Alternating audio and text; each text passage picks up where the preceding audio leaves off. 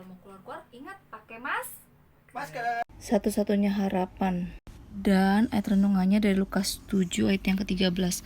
Dan ketika Tuhan melihat janda itu, tergeraklah hatinya oleh belas kasihan, lalu ia berkata kepadanya, "Jangan menangis." Adik-adik, kalau adik-adik pergi ke Israel, ada satu tempat yang namanya Kota Nain. Nain itu adalah dusun pertanian kecil dan terletak di sebelah Gunung Moreh. Pada saat Tuhan Yesus ada di dunia, Tuhan Yesus melakukan perjalanan, memberitakan firman Tuhan, bercerita, dan juga melewati tempat yang namanya Nain ini. Dan saat Tuhan Yesus melewati tempat ini, Tuhan Yesus melihat saat itu ada seorang ibu yang mempunyai kesedihan luar biasa karena dia punya pengharapan satu-satunya itu tidak ada lagi. Maksudnya bagaimana, Kak?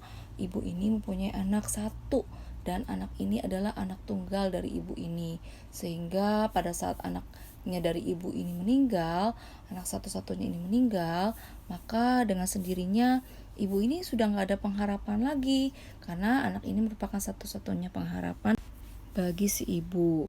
Saat kejadian tersebut, ibu ini tidak minta belas kasihan kepada Tuhan Yesus.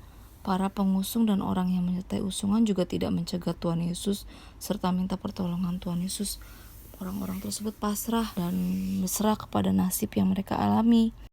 Orang-orang tersebut tidak ada yang berinisiatif meminta belas kasihan Tuhan Yesus.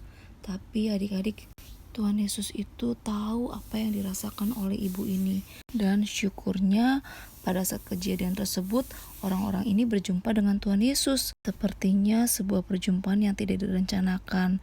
Tapi ternyata perjumpaan tersebut menggerakkan hati Tuhan Yesus yang penuh dengan belas kasihan.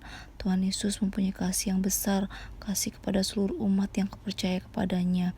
Tentu saja Tuhan Yesus juga menginginkan kita memiliki hati seperti Tuhan Yesus yang penuh dengan belas kasih. Apakah adik-adik mau memiliki hati seperti Tuhan Yesus?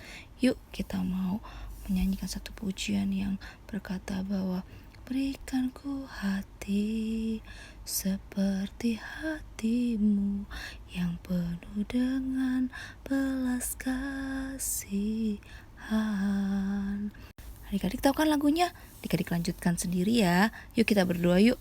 Tuhan Yesus, terima kasih, berilah Tuhan aku boleh mempunyai hati yang penuh dengan belas kasihan, sama seperti Tuhan yang melihat setiap orang yang ada yang membutuhkan pertolongan, pasti Engkau tolong. Terima kasih Tuhan Yesus, dalam nama Tuhan, haleluya. Amin. Sampai jumpa besok adik-adik.